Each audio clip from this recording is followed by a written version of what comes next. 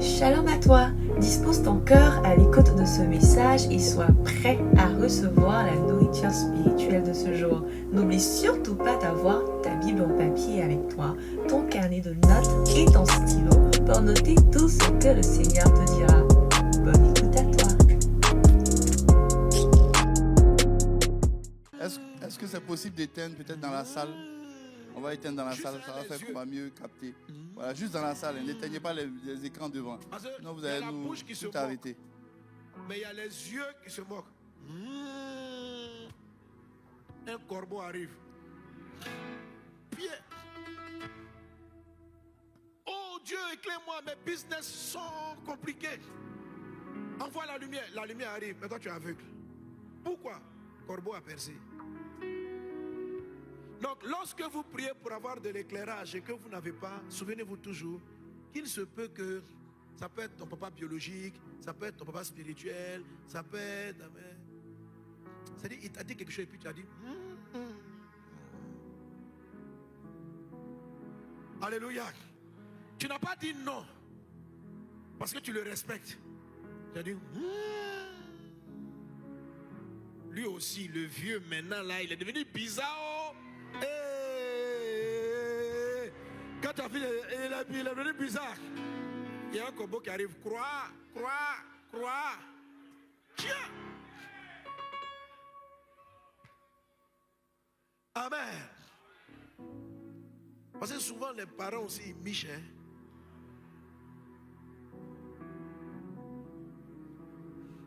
C'est la raison pour laquelle c'est une résolution. C'est pourquoi la Bible dit à tes résolutions. Ça veut dire quand on dit tu es résolu là, ça veut dire que il n'y a pas de plaisanterie avec ça. C'est un principe de vie. Mon père, je le note toujours, ma mère, je le note toujours, je le respecte. Je peux ne pas être d'accord, je vais leur expliquer. Mais je ne vais pas rire dans mon cœur, je ne vais pas me moquer d'eux. Je vais valoriser ce qu'ils disent. Je peux ne pas être d'accord. On n'a pas dit honorer son papa, c'est pas dire être d'accord avec tout ce qu'il fait. De l'honneur, ça veut dire de respect, juste le respect de la considération. Voilà. Si papa te dit d'aller tuer, tu ne vas pas aller tuer. Tu n'es même pas en train de l'honorer. Mais quand même tu vas lui dire tu ne vas pas tuer. Là. Ta phrase, ta manière de lui dire est une manière respectueuse et honorable. L'honneur n'est pas une obéissance aveugle. L'honneur, on n'a pas dit de faire tout. On te dit de l'honorer. On te dit de l'honorer, de le respecter, de ne pas te moquer de lui. Même s'il fait des choses bizarres, il ne faut pas te moquer. Il ne faut pas t'asseoir avec tes soeurs. Papa, et puis vous riez. Il ne faut pas t'asseoir avec tes frères. Puis vous allez rire de votre maman. On va casser ton œil tout de suite. Donc sois sage. Garde ta première colonne avec des résolutions. La discipline. Deuxième colonne. Les eaux d'en haut, les eaux d'en bas. Amen. Alléluia. Alléluia.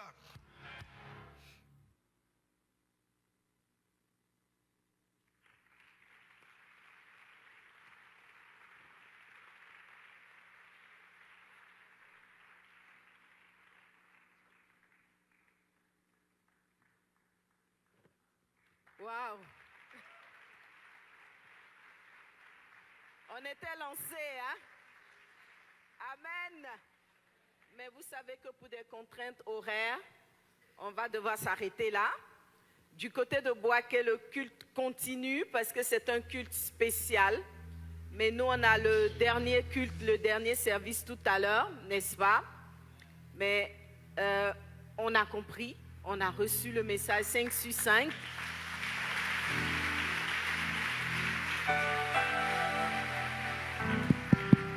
Alléluia. Gloire à Jésus. Je pense que c'est Alors on va se tenir debout. C'est Kodesh qui était en train de faire passer le direct justement depuis Boaké où notre père spirituel est. Et justement, eux aussi sont pris par des contraintes de temps. Nous aussi, on est pris par des contraintes de temps. D'accord? Est-ce qu'on peut avoir au moins le début du message? Sinon, on va commencer à prier. Moi, j'ai des points que notre papa a touchés, que je vais toucher avec vous. Et puis dans la prière, on va prier. Si vous ne pouvez pas avoir, on va prier. Le groupe de louanges, venez, on va faire un temps de prière avec vous. Alors déjà, ce qui est important à comprendre, c'est que le Seigneur a révélé à notre Père spirituel que nous sommes entrés dans la saison où le Seigneur va ramener la pluie de l'arrière-saison. C'est une pluie spirituelle extraordinaire. Ça permet, quand tu es dans un environnement compliqué, bizarre, Dieu te donne de réussir, pas avec les moyens de tout le monde, mais avec les moyens du Seigneur. C'est-à-dire, il y a une onction particulière qui vient, et le prophète Joël avait annoncé ça. Il avait dit que cette onction-là allait remplir tes cuves de blé, de mou, et c'est une onction qui est très spéciale. Et notre Père spirituel a expliqué que pour cela, le Seigneur demande à ce qu'on puisse saisir la sagesse qui vient de Dieu. La sagesse qui vient de Dieu. Il a touché la 2e et la 4e colonne. Alléluia. Aujourd'hui, moi, je voulais toucher la 2e colonne avec vous pour vous expliquer les eaux d'en bas et les eaux d'en haut. Et il a expliqué qu'il y a une manière de fonctionner dans le ciel et il y a une manière de fonctionner sur terre. Et Dieu, chaque fois qu'il veut équilibrer la vie de quelqu'un, il envoie toujours 2 types d'eau. Les eaux d'en haut et les eaux d'en bas. Alléluia. Si tu veux fonctionner seulement sur les eaux d'en haut, tu vas être spirituel, mais il y a des choses que tu vas manquer ici-bas. Mais il y a les eaux d'en bas. Ce sont des principes aussi de vie. Et Dieu les associe toujours. Alléluia. Donc tu peux être très spirituel, mais il y a des résolutions que tu dois prendre dans ta vie. Et c'est étrange parce que le dimanche dernier, il a touché la résolution des pères. Et encore, il est revenu encore sur cette résolution-là. Aujourd'hui, tout ce qui est père, tout ce qui est autorité spirituelle, que ce soit spirituel, que ce soit biologique, c'est beaucoup attaqué. Parce que l'ennemi ne veut pas justement que cette pluie-là puisse arriver.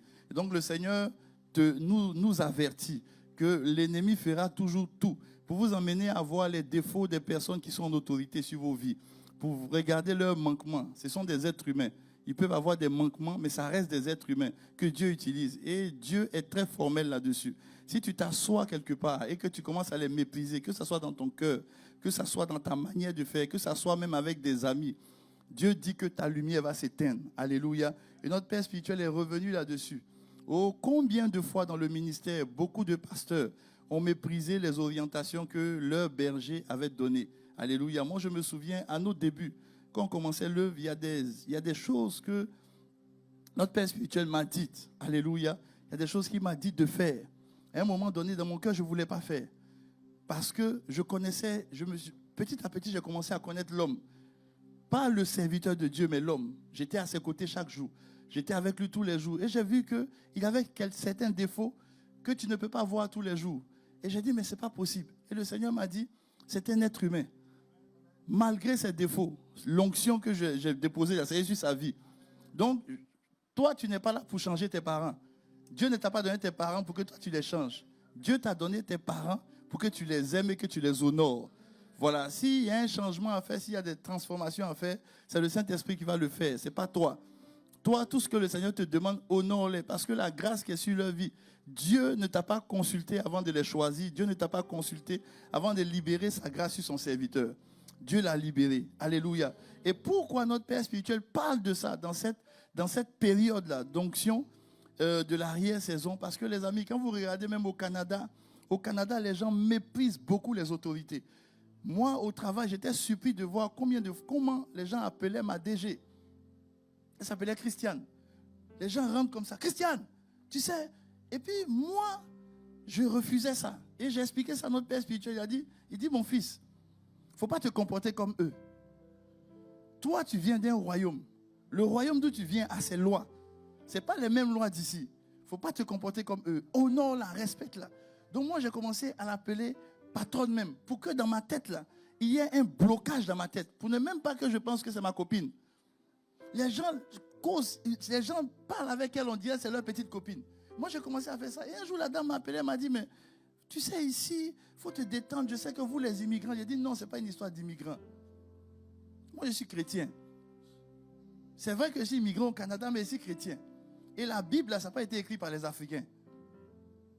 Moi, je n'ai jamais vu un Africain qui a écrit la Bible. Ça ne vient pas de la Côte d'Ivoire, la Bible. Donc, ce n'est pas une histoire d'immigrants, c'est une histoire du royaume dans lequel moi je vis. Et dans le royaume où je vis, là, la Bible dit d'honorer les autorités que Dieu a placées. C'est Dieu qui les a placées. Donc, quand je te vois là, je vois la main de Dieu qui est en train d'agir au travers de toi. Donc, je ne peux pas te banaliser. Ce n'est pas possible. Autant Dieu dit de ne pas banaliser son nom. Ici, on banalise le nom. Oh my God, oh my God, oh my God. Parce qu'on banalise les autorités. Donc j'ai décidé de l'honorer. J'ai décidé, quand les gens parlent d'elle, tu ne peux pas critiquer Christiane. Bon, je n'ai pas dit son nom de famille. C'est la vidéo peut aller quelque part. Ah, parce que j'ai fait ça, les amis. Aujourd'hui, là, j'ai une position à Desjardins. C'est elle qui m'a donné ça. Elle s'est levée un matin dans sa retraite, là. Elle me cherchait, elle m'a appelé. Tu es où ça, José? Tiens. Parce que j'ai décidé dans mon cœur, j'ai résolu dans mon cœur de ne pas la mépriser. Même si je suis dans le... Les amis, il y a des principes dans la Bible. La Bible dit que si tu te retrouves chez toi et que tu commences à critiquer une autorité, on dit les oiseaux du ciel vont prendre ce que tu as dit là.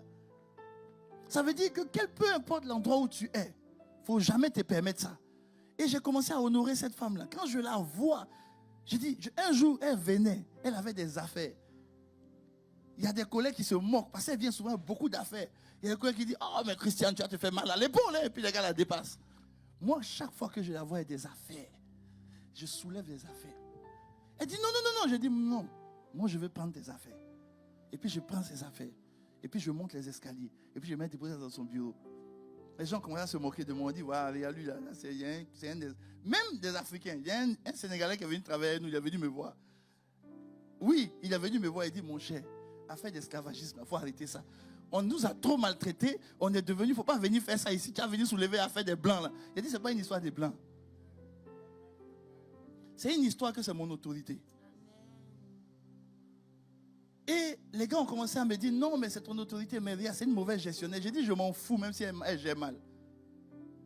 Ce n'est pas moi qui l'ai placée en tant que gestionnaire, c'est Dieu. Donc si elle est mauvaise gestionnaire, moi, ce que Dieu me demande, c'est de prier pour les autorités. Il n'a pas dit de les critiquer. Donc j'ai commencé dans mon planning de prière, j'ai commencé à prier, j'ai commencé à jeûner pour elle. J'ai jeûné, j'ai prié, les amis. Parce que j'ai jeûné, j'ai prié pour elle. Dieu l'a élevée, cette dame-là. Elle était directrice d'une seule caisse. Dieu a permis qu'il y ait une fusion dans le sud-ouest de Montréal. Toutes les caisses ont fusionné. Et puis qui on met à la tête? Celle que tout le monde disait qu'elle était incompétente. Elle est devenue subitement, elle est devenue brillante aux yeux des gens. Et je me souviens le jour où elle a fait l'examen pour être la directrice de tout ça. Quand elle est sortie de là, tout le monde l'applaudissait. On dit, mais une intelligence extraordinaire. C'est là même on s'est moqué d'elle. Et le Seigneur m'a dit, dis tes prières dans le secret. Il dit, parce que tu n'as rien réclamé, tu n'as rien recherché, tu as prié pour elle. Un jour, tu vas comprendre pourquoi tu as prié pour elle. Les amis, ce que Dieu est en train de nous enseigner, c'est parce que l'onction s'apprête à descendre. L'onction va descendre. L'onction va descendre, les amis. L'onction va descendre. Que notre mentalité change, que nos regards changent. Et pendant que l'onction est en train de descendre, le diable va corrompre beaucoup de cœurs. Donc, le message qui est en train de nous être donné, et je m'adresse aussi aux autorités, même dans les maisons. Les femmes, je vous en supplie, la Bible dit que l'homme est le chef de la femme. Même si ton mari, c'est un alcoolique, il rentre dans la maison, il se couche, il vomit partout, je t'en supplie. Il faut l'honorer, il faut le respecter, il faut lui donner la place qui lui est due. Il ne faut pas le mépriser dans ton cœur. Il ne faut pas le mépriser. On va élever la voix. Et puis on va dire au Seigneur. Cette onction-là, il faut soupirer après l'onction. Parce que c'est une onction qui va résoudre les problèmes difficiles de cette époque. C'est une onction, les amis, qui va orienter cette époque. Tu vois, pendant que tu es en train de prier, il a donné un exemple. Alors l'exemple m'a touché. Il a parlé de David Yongisho.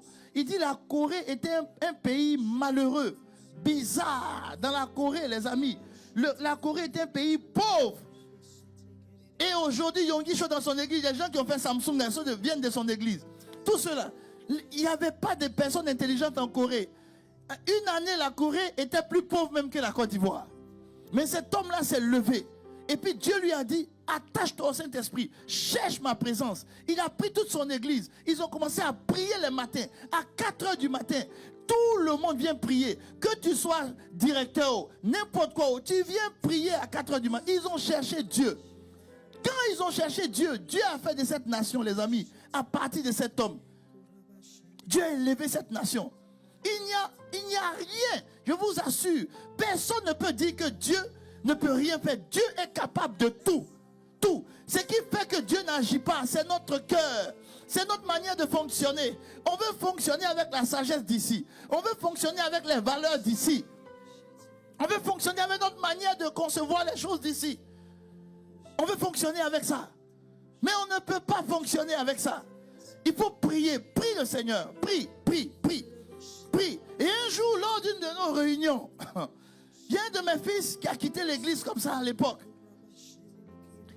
Non seulement il me méprisait dans son cœur, mais un jour, lors d'une de nos réunions, il est venu, il m'a envoyé un extrait de message de quelqu'un. Et lors de la réunion, j'ai dit à tous les responsables, j'ai dit, peut-être vous ne me connaissez pas. Parce que lui, là, il ne me connaît pas. Mais je vous dis une chose. Dans l'endroit même où je travaille, les gens sont venus me voir pour dire, on veut couler un tel. Faut nous faire la copie du message qu'il t'a envoyé. Mets-nous en copie cachée. J'ai dit, moi, là, je ne connais pas ça. Si tu marches avec moi, je ne connais pas copie cachée.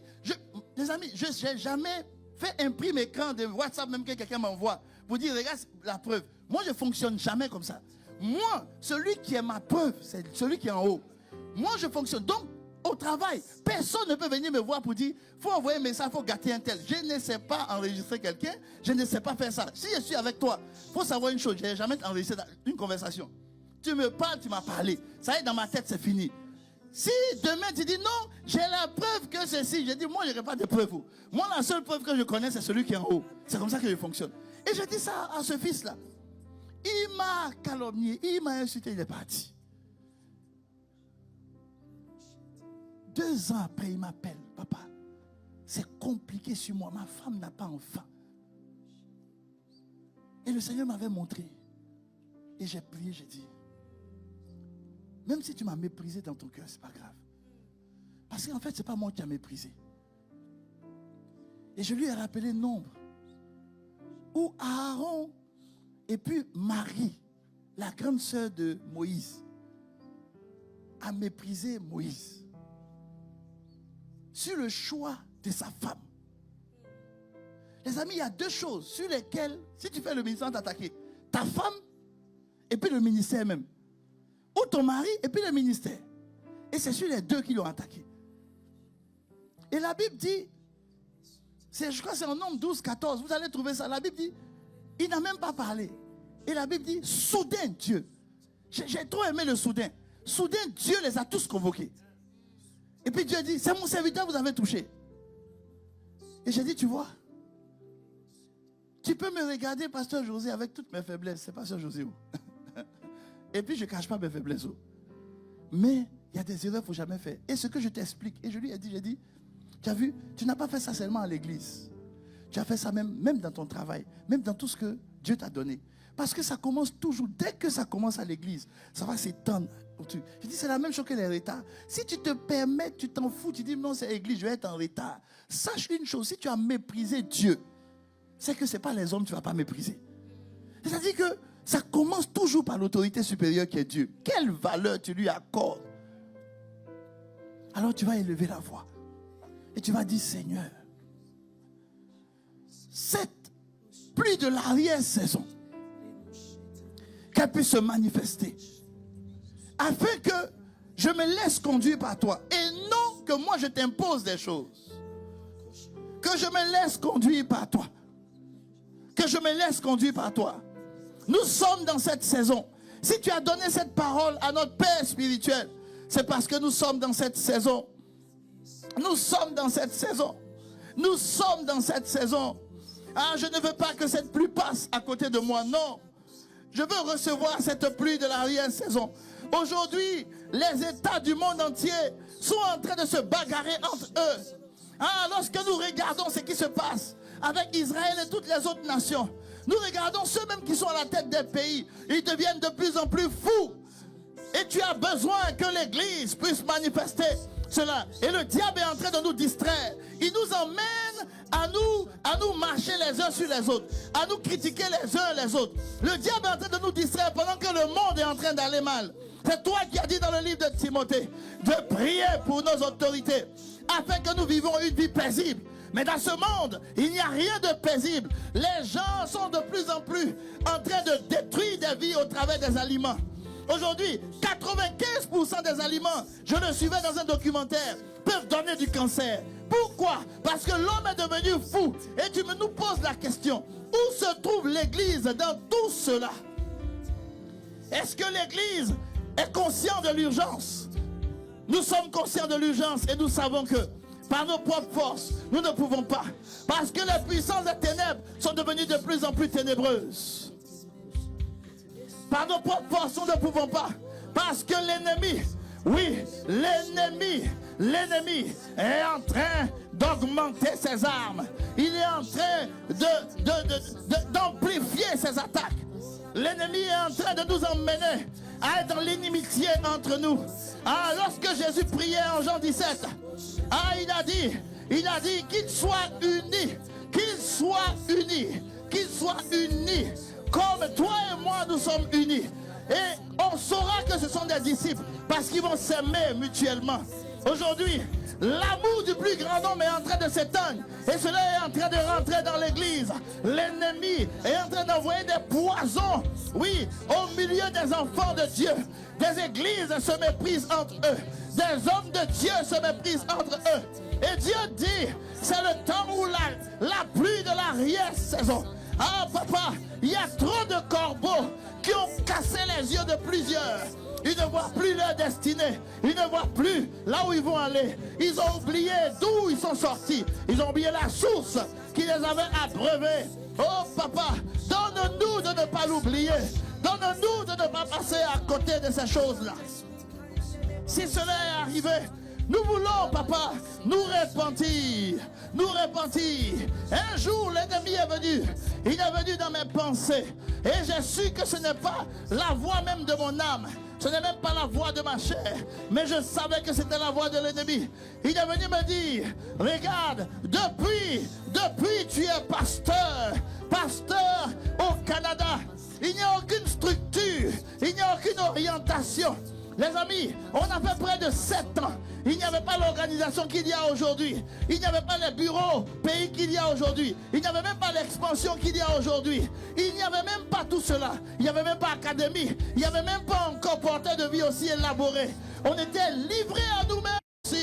Et l'ennemi est venu me dire, regarde, c'est comme ça qu'on sert Dieu. Pendant 2 jours, il a martelé dans ma tête. Et un jour, j'ai dit, non, ce n'est pas une voix qui vient de Dieu. Ce n'est pas une voix même qui vient de moi. C'est l'ennemi qui veut m'emmener à mépriser les faibles commencements. À mépriser même les temps de confusion. Oui, parce qu'il y aura des temps de tohu-bohu. Il y aura des temps de confusion. Ça ne veut pas dire que Dieu est désorganisé. Ça ne veut pas dire que Dieu ne sait pas ce qu'il veut faire. La Bible dit, il est l'architecte. Mais lorsque tu rentres dans une maison, oui, qui n'est pas achevée, tu peux voir tout et n'importe quoi dans la maison. Est-ce à dire qu'il n'y a pas de plan? Est-ce à dire que l'architecte n'est pas à l'œuvre? Alors j'ai dit, Seigneur, je refuse cette voie. Je refuse cette voie. J'ai confiance à la manière dont tu utilises mon Père spirituel. Alors, j'attendrai le temps que je vais attendre jusqu'à ce que le moment vienne où tu vas ordonner les choses. Mais moi, je ne quitte pas mon poste. Peu importe les charges que j'ai, je ne quitte pas mon poste. Et je suis resté à mon poste. On se moquait de moi, j'étais à mon poste. On me méprisait, j'étais à mon poste. On m'écrasait, j'étais à mon poste. Je n'ai pas bougé. J'ai dit, je reste dessus. Parce que ce n'est pas moi qui me suis envoyé. C'est toi qui m'as orienté. C'est toi qui m'as envoyé ici. Ma famille et moi. Alors, je refuse de quitter. C'est ma maison. Alors, peu importe ce que je vois dans cette maison, je suis là. Parce que je te fais confiance. Je sais que c'est toi qui es l'architecte. C'est toi qui es le bâtisseur. Ce n'est même pas un homme. Alors, pourquoi m'impatienter? Pourquoi mépriser les faibles commencements? Et j'ai commencé à réunir tout le monde pour dire, prions, prions, prions, prions, prions, prions, prions, prions. Et nous avons prié. Nous avons prié. Je voyais pasteur Joël fatigué, mais priait. Je voyais pasteur Priscille fatigué, mais priait. Je voyais tous ceux qui étaient avec moi, pasteur William, et étaient fatigués, mais ils priaient. Je les voyais jour après jour. Dis, peu importe l'église, peu importe ce que c'est, on ne va pas baisser les bras, on va avancer parce qu'on sait une chose, celui que nous adorons, ce n'est pas un Dieu mort, c'est un Dieu vivant. Alors, on a avancé malgré tout. Si aujourd'hui, les gens viennent pour dire, Centre aide à enfanter toutes les églises, tu ne sais pas qu'on a enfanté dans la douleur, tu ne sais pas qu'on a enfanté dans les larmes et dans les pleurs, tu ne sais pas qu'il y a eu des jours où on ne savait même pas qu'est-ce qu'on allait devenir le lendemain, tu ne sais même pas ce qu'on a traversé. Aujourd'hui, tu vois quelque chose, mais ce que tu vois aujourd'hui ne tombe pas comme cela. C'est passé par des moments de souffrance, des moments de gestation. Aujourd'hui, le Seigneur dit, où sont ceux-là? Ceux-là, ils vont attendre la pluie de l'arrière-saison, qui vont croire, qui vont pas baisser les bras, qui vont dire, Esprit de Dieu, tu es capable de le faire avec moi. Esprit de Dieu, tu es capable de le faire avec moi. Et il y a eu des moments où Pasteur Huguet venait me voir pour dire, est-ce dedans que Dieu nous a appelés? J'ai dit oui. Alors, on avance malgré tout. On avance malgré les tempêtes. Voici ce que Dieu nous appelle à faire. Voici, serviteurs de Dieu, servantes de Dieu. Voici cette saison dans laquelle nous sommes. Nous sommes dans cette saison où les pays deviennent fous. Nous sommes dans cette saison où il y a des bruits de guerre qui s'accentuent. Nous sommes dans cette saison où les hommes sont intéressés par des hommes à cause de leur intérêt. Nous sommes dans une saison où les gens méprisent dans leur cœur des gens et ils rient, ils parlent avec eux. Nous sommes dans une saison où le diable envoie des ténèbres pour diviser l'église. Nous sommes dans une saison où il faut que des personnes ivres du Saint-Esprit, des personnes ivres de Dieu disent, c'est Dieu que j'ai choisi. Je ne choisis pas un ami, je ne choisis pas un parent, je ne choisis pas une personne, mais je choisis le parti de Dieu. Et le camp de Dieu me dit, oui, de faire l'œuvre de Dieu sans murmurer. Le camp de Dieu me dit d'honorer ce chef de service, même s'il est méprisant. Le camp de Dieu me dit, oui, de semer là où il n'y a pas de semence. Le camp de Dieu me dit de marcher dans le sacrifice là où il n'y a pas de sacrifice. Le camp de Dieu me dit, avec l'âme, je vais semer, mais avec allégresse, je vais moissonner. Alors, pendant que je sème, si je pleure, ne viens pas te lamenter sur mon sort.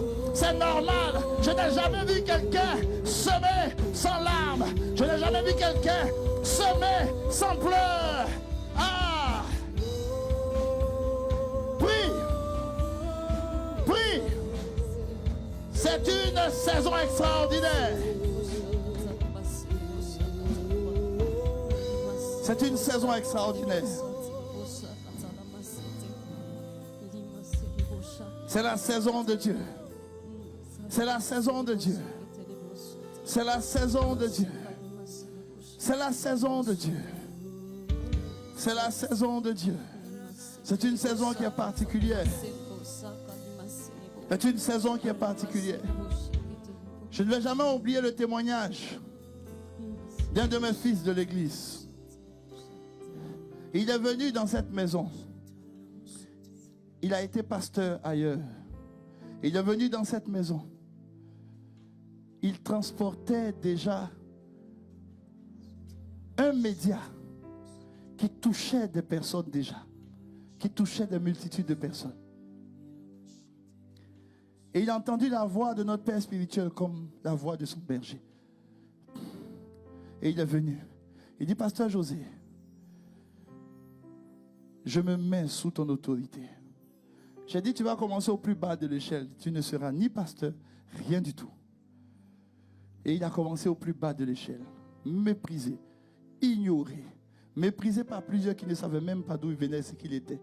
Il a été ignoré. Je ne m'occupais pas de lui. Mais chaque fois que je lui demande de faire quelque chose, il le fait. Il le fait toujours avec un cœur d'enfant. Toujours. Un jour, je l'ai honoré quand on était au 22-07. Et le Seigneur me disait, il y a une telle grâce que j'ai donnée à des cœurs qui savent semer avec larmes. Je parle du pasteur Mario. Vous savez, ce n'est pas la première fois que je donne cet exemple. Il dit des cœurs qui savent semer avec larmes, avec larmes, avec larmes, avec larmes. Et quand il sème avec larmes, il pleure. Ne viens pas te lamenter sur un semeur. Si ce n'est pas un bon semeur, il va dire, oh oui, c'est difficile. Si c'est un bon semeur qui connaît la loi de Dieu, il va dire, c'est normal que je pleure.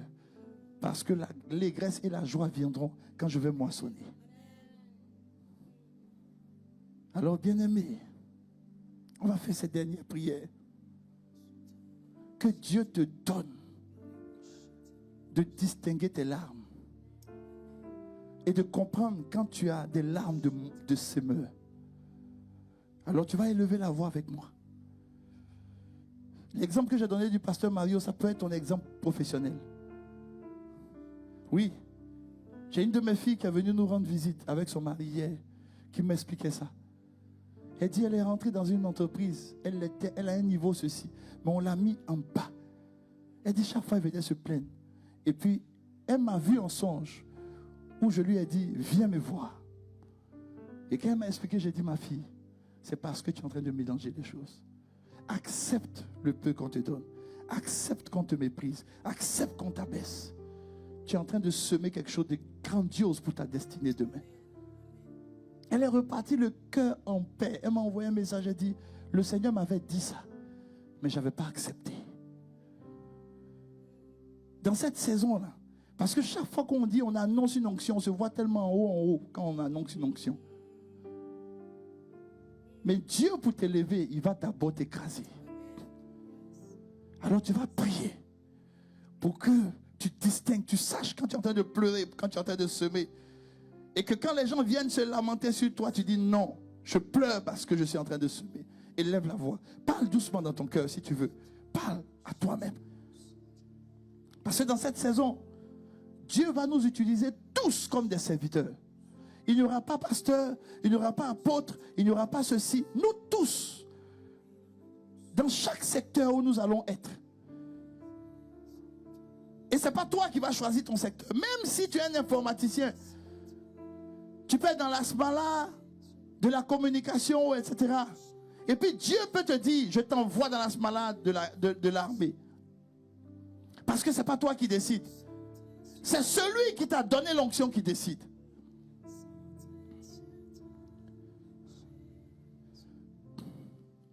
Alors parle à Dieu. Parle-lui. Vous lui dites, papa. Papa. Papa. Papa. Même moi. Il y a des moments où c'est compliqué. Où c'est difficile. Il y a des moments où je dis, pourquoi le est si difficile? Et toi de me dire, mon fils, cela a été aussi difficile pour moi. Et regarde, même mes premiers apôtres. La Bible dit, on les a regardés comme des balayures, des ramassis. Ils ont été méprisés, ceux qui portaient l'église. Ils ont été rejetés, écrasés. Mais aujourd'hui, c'est grâce à eux qu'on est là. Alors, il dit, celui qui sème avec larmes, et très peu refusent de semer avec larmes. Très peu refusent de semer avec larmes. Très peu. Avec larmes. Et j'ai dit une fois dans une prophétie ici, et le Seigneur m'a rappelé cela hier. Il dit, si tu veux même faire des choses sur les réseaux sociaux, que ce soit des messages que tu veux donner, viens te mettre sous l'autorité de ton pasteur. Il ne faut pas te lever comme ça pour te jouer les enseignants. Parce que le Seigneur m'a dit, les enseignants, ceux qui enseignent la parole de Dieu, seront jugés doublement. C'est pour ça que l'ennemi est en train d'envoyer toute une vague de personnes sur Internet en train d'enseigner. Parce qu'il sait que c'est un principe de Dieu. Il veut les juger. Alors si tu fais partie d'une église, que même si tu n'as pas accès à moi, ton pasteur, tu as accès à ceux que j'ai établis dans l'église. Approche-les. Voici le projet. J'ai peut-être commencé. Même si on te dit arrête, tu t'assois, tu arrêtes. Parce que ça ne dépend pas de toi, ça dépend de l'esprit. C'est pas toi qui choisis, c'est l'esprit qui choisit. C'est l'esprit qui choisit. Il y a 9 ans de cela, je voulais faire l'âme, l'école de l'âme. J'avais tout mon synopsis. J'avais toutes les procédures, toutes les formations. Il y avait environ 32 formations sur l'âme. Je suis allé montrer ça à mon papa. Il dit, mon fils, tu n'es pas encore prêt. Tu arrêtes tout. J'ai dit, ok, j'ai arrêté tout. 5 ans après, il est venu me voir. Il dit, mon fils, tu peux faire maintenant. J'ai dit, papa, je ne suis pas encore prêt maintenant. Je ne suis même pas encore prêt maintenant. Parce que je vais parler de certaines choses. Moi-même, là, je n'ai pas encore fini avec ça. Je ne suis pas prêt. Il dit, c'est très bien, mon fils. Alors le jour où tu seras prêt, tu vas le faire.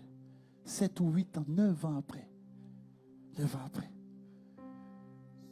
Et on est en train de faire ça. Maintenant. Et pendant 2 ans, pendant qu'on faisait, toutes les équipes venaient me voir. Faisons telle stratégie pour avoir des likes. Faisons telle stratégie pour avoir des ceci. Faisons telle stratégie. J'ai dit non, on ne fait aucune stratégie. Si vous pensez au like, vous allez oublier que ça, c'est pour faire du bien aux gens. Cherchons à faire du bien aux gens. Et ça commence par nous-mêmes.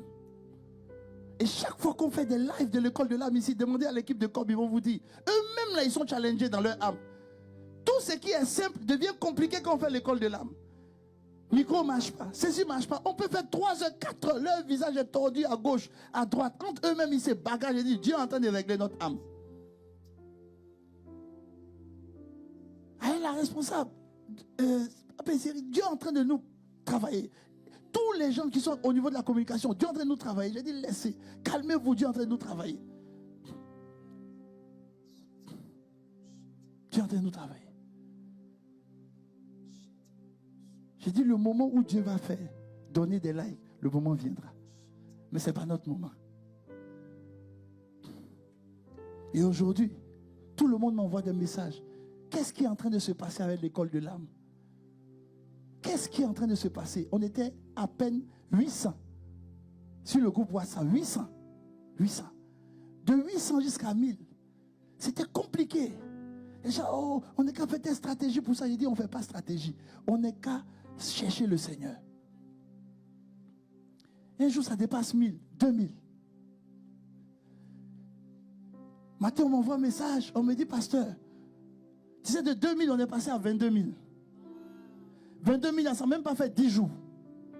On m'envoie un message ce matin pour me dire, pasteur, en 24 heures, de 22 000, on est passé à 48 000. En 24 heures. J'ai dit, ça s'appelle l'onction de l'arrière-saison là. Mais parce que tu ne cherches pas tes intérêts, tu cherches les intérêts de Dieu.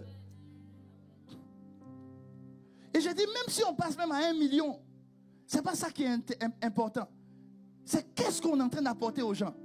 Est-ce que ça fait du bien aux gens? Ne nous laissons pas distraire.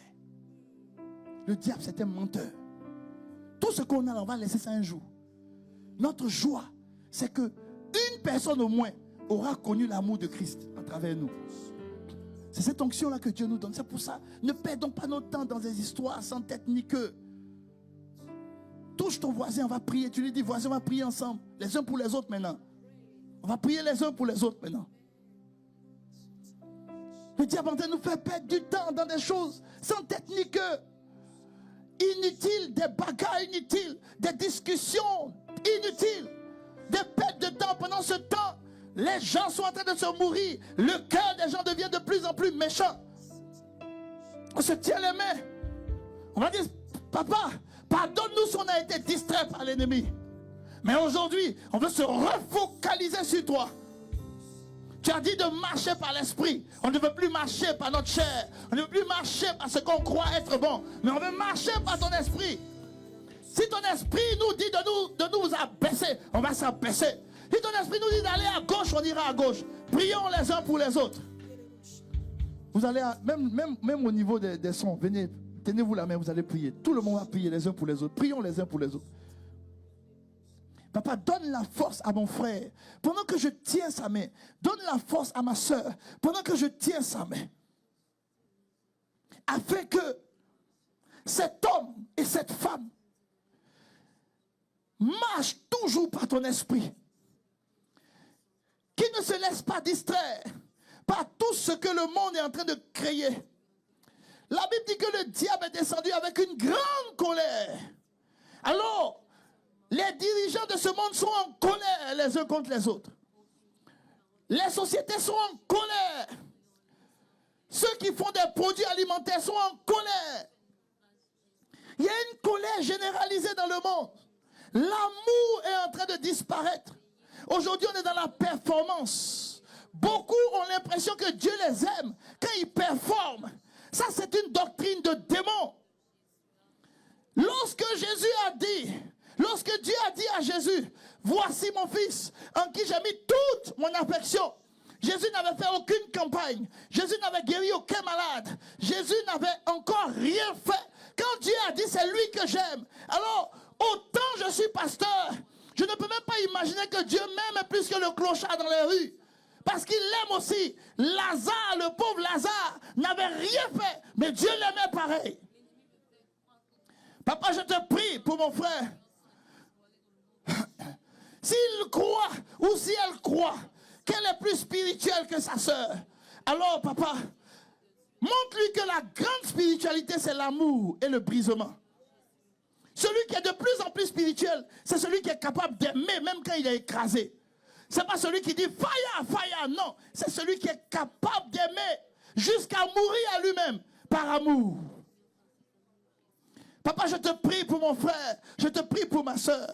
Dans cette saison, oui, où la pluie de l'arrière-saison sera manifestée sur nous.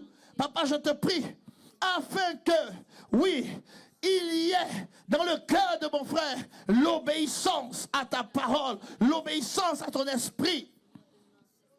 Qu'il soit rempli, qu'il soit ivre de toi, qu'elle soit ivre de toi. Et que l'ennemi ne la distrait pas ou ne le distrait pas. Papa, merci pour ta grâce. C'est au nom précieux, glorieux et merveilleux de Jésus que nous avons prié. Amen. Tu peux embrasser ton frère et ta sœur à côté de toi. Un câlin extraordinaire d'amour. Alléluia. Faut lui dire, mon bien-aimé frère, ma sœur, nous sommes dans ce temps où la pluie de l'arrière-saison sera manifestée dans ta vie. Alléluia. Alors notre culte tire à sa fin. Par cette prière, nous avons terminé notre culte.